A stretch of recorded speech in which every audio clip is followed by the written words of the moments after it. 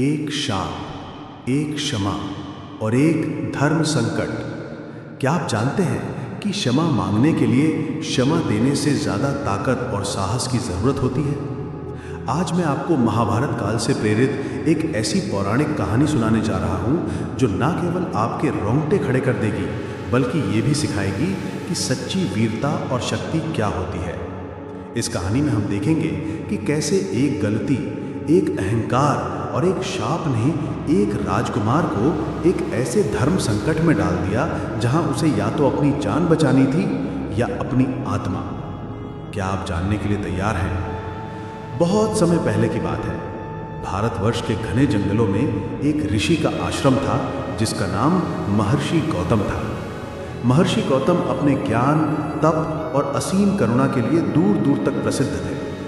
उनके आश्रम में हर जीव सुरक्षित महसूस करता था। हिरण, बाघ और पक्षी भी बिना किसी भय के एक साथ रहते थे। ऋषि का तेज उनके सरल जीवन और निर्मल विचारों का परिणाम था। एक दिन जब महर्षि गौतम अपने नित्य कर्म के लिए गंगा नदी के तट पर बैठे थे, उन्होंने देखा कि नदी में एक विशाल और भयंकर काला नाग तेजी से उनकी ओर बढ़ रहा है। वो नाग क्रोधाग्नि से जल रहा था और उसके फन से विष की बूंदें टपक रही थी। नाग का नाम कालजय था और वो अपनी क्रूरता और बल के लिए कुख्यात था। वो महर्षि पर हमला करने के इरादे से आया था। जैसे ही कालजय नाग महर्षि के पास पहुंचा, एक अदृश्य शक्ति ने उसे रोक दिया। महर्षि गौतम ने शांत भाव से नाग की आंखों में देखा और पूछा, हे कालजय, तुम क्यों इतने क्रोधित हो? किस कारण तुम मेरी तपस्या भंग करने आए हो? नाग ने एक गहरी फूंकार के साथ जवाब दिया, हे ऋषि, तुम मेरी पीड़ा नहीं समझ सकते। आज से कई वर्ष पहले तुम्हारे एक शिष्य ने खेल खेल में मेरा एक पुत्र मार दिया था। उसने एक पत्थर उछालकर मेरे प्रिय संतान की जान ले ली। मैं उस अपमान और दुख का प्रतिशोध लेने आया हूँ। तुम्हारी तपस्या की शक्ति मुझे रोक रही है, पर मैं तुम्हें कभी माफ नहीं करूँगा। महर्षि गौतम ने अपनी दिव्य दृष्टि से उस घटना का अवलोकन किया। उन्होंने पाया कि नाग की बात सच थी, पर उनका शिष्य वास्तव में निर्दोष था। उसने अनजाने में वो कृत्य किया था, पर नाग का दुख भी सच्चा था। महर्षि ने कहा, कालजय, तुम्हारा क्रोध उचित है। मैं तुम्हारे दुख का सम्मान करता हूँ। मैं तुम्हें वचन देता हूँ कि मैं तुम्हें इस पीड़ा का समाधान दूंगा, लेकिन इस समय तुम शांत हो जाओ और अपने स्थान पर लौट जाओ। नाग महर्षि के तेज के आगे झुक गया और वापस चला गया, पर महर्षि के मन में एक गहरा द्वंद्व शुरू हो गया।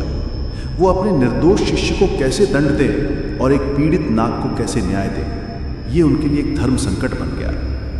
राजकुमार वीर और अनजाने में हुआ पाप। उसी राज्य के राजकुमार वीर अपने शौर्य और युद्ध कौशल के लिए प्रसिद्ध थे। वे एक महान धनुर्धर थे और उनका सपना था कि वो अपने राज्य की सीमाओं को इतना सुरक्षित बना दें कि कोई शत्रु कभी आंख उठाकर न देख सके।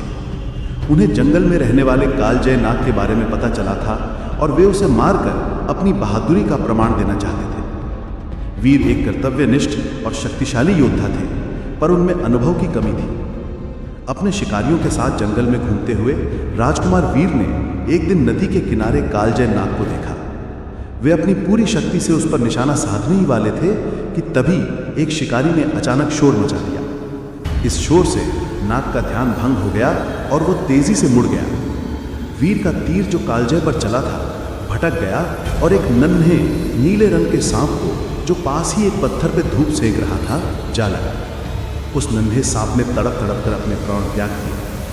ये देखकर वीर का मन पश्चाताप से भर गया। उन्होंने तुरंत उस मृत सांप के पास जाकर देखा। उसी क्षण वहां महर्षि गौतम आ गए। महर्षि ने वीर की आंखों में देखा जिसमें दुख और शर्मिंदगी थी। महर्षि ने पूछा, वीर, तुमने ये क्या किया? तुमने एक निर्दोष जीव की हत्या कर दी। वीर ने शर्म से सिर झुका लिया और बोले, महर्षि, मैंने तो कालजय नाग पर निशाना लगाया था, पर मेरा तीर भटक गया। ये एक अनजान हुई एक भूल थी। महर्षि ने एक गहरी सांस ली और बोले, वीर, ये दुर्घटना नहीं, वीर, ये एक और पाप है। क्या तुम जानते हो कि जिस नन्हे सांप को तुमने मारा है वो कालजय नाग का दूसरा और सबसे प्रिय पुत्र था? वीर ये सुनकर स्तब्ध रह गए। उनके चेहरे पर दुख और निराशा के भाव साफ दिख रहे थे। उन्हें लगा कि उन्होंने एक भूल से एक और बड़ी भूल कर दी है। महर्षि ने उन्हें शांत किया और कहा, राजकुमार, तुम्हारे इस कर्म से कालजय का क्रोध और बढ़ जाएगा। अब तुम्हारा कर्तव्य सिर्फ अपने राज्य की रक्षा करना ही नहीं, बल्कि इस बड़े पाप का प्रायश्चित्त करना भी है। अग्नि परीक्षा और सत्य का निर्णय। वीर ने महर्षि गौतम के चरणों में गिरकर क्षमा मांगी। हे महर्षि, मुझे मार्ग दिखाइए। मैं इस पाप का प्रायश्चित कैसे करूं? मैं अपनी जान देने को लिए भी तैयार हूं। महर्षि ने कहा, राजकुमार, तुम्हारी परीक्षा अब शुरू होती है। तुम्हें कालजय के पास जाना होगा और उससे क्षमा मांगनी होगी, लेकिन यह काम आसान नहीं है। कालजय का क्रोध तुम्हारे प्रति और बढ़ गया है। जब तुम उसके पास जाओगे, तुम्हारे पास दो विकल्प होंगे। तुम अपनी तलवार से उसे मारकर अपनी जान बचाओगे, या तुम उसके क्रोध को सहोगे, उसकी फुंकारों और विष को स्वीकार करोगे और बदले में उस पर कोई प्रहार नहीं करोगे, चाहे तुम्हारी जान ही क्यों न चली जाए। पहले विकल्प में तुम अपनी जान बचा लोगे, पर तुम्हारे मन में हमेशा अपराध बोध रहेगा और तुम्हारा प्रायश्चित अधूरा रहेगा। दूसरे विकल्प में तुम्हारी जान का खतरा है, पर यह तुम्हारी आत्मा को शुद्ध करेगा और तुम्हें सच्ची शांति देगा। निर्णय तुम्हारा है। वीर ने एक पल भी नहीं सोचा और दूसरा विकल्प चुना। उनका निर्णय अटल था। उन्होंने समझ लिया था कि असली वीरता क्षमा में है और सच्चा प्रायश्चित आत्मसमर्पण में है। अगले दिन वीर बिना अपने कवच और शस्त्रों के महर्षि गौतम के साथ कालजय की गुफा के सामने खड़े थे। जब कालजय गुफा से बाहर निकला तो उसका रूप अत्यंत भयानक था। उसकी आंखों में आग की लपटें थीं। उसने वीर को देखा और एक दहाड़ के साथ बोला, राजकुमार, तुम यहां मौत को न्योता देने आए हो। तुमने मेरे दोनों पुत्रों को मारा है, अब मैं तुम्हें नहीं छोड़ूंगा। वीर ने अपने हाथ जोड़कर कहा, हे कालजय, मैंने अनजाने में तुम्हारे दोनों पुत्रों को मारा है।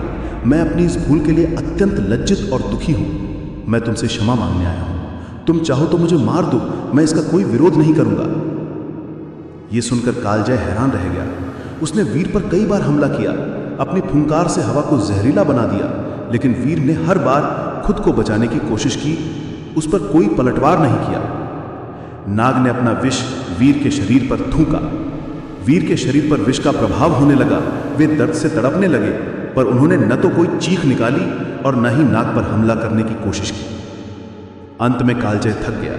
उसने देखा कि यह राजकुमार वास्तव में पश्चाताप कर रहा है। वो एक ऐसे योद्धा को देख रहा था जिसके पास उसे मारने की शक्ति थी, पर वो उसका उपयोग नहीं कर रहा था। धीरे धीरे कालजय का क्रोध शांत हो गया। राजकुमार, नाग ने कहा, तुमने मुझे हराया नहीं, बल्कि तुमने मेरे क्रोध को हराया है। तुमने ये साबित किया है कि सच्चा बल तलवार में नहीं, बल्कि क्षमा, साहस और कर्तव्य निष्ठा में है। नाग ने अपना विष वीर के शरीर से निकाल दिया और वीर ठीक हो गए। उस दिन से वीर और कालजय मित्र बन गए। वीर ने अपने राज्य में नागों को सुरक्षा दी और कालजय ने वीर के राज्य की रक्षा का वचन दिया। कहानी से मिलने वाले उपदेश। क्षमा और प्रायश्चित की शक्ति। ये कहानी हमें सिखाती है कि अपनी गलतियों को स्वीकार करना और उसके लिए सच्चे मन से क्षमा मांगना सबसे बड़ी वीरता है। सच्चा बल। असली शक्ति किसी को मारने में नहीं, बल्कि खुद पर नियंत्रण रखने और क्षमा करने में है। कर्तव्य की व्यापकता। एक राजा का कर्तव्य केवल अपने राज्य की रक्षा तक सीमित नहीं होता, बल्कि सभी जीवों के प्रति करुणा और न्याय बनाए रखना भी होता है। गलतियों से सीखना। राजकुमार वीर ने अपनी भूल से सीखा और एक बेहतर इंसान बने। ये कहानी दर्शाती है कि हर गलती हमें कुछ सिखाती है। अगर आपको ये कहानी अच्छी लगी हो तो इसे अपने दोस्तों और परिवार के साथ ज़रूर शेयर करें, ताकि वे भी इस महान सीख को समझ सकें। और अगर आप ऐसी ही और कहानियाँ सुनना चाहते हैं तो हमें बताएं।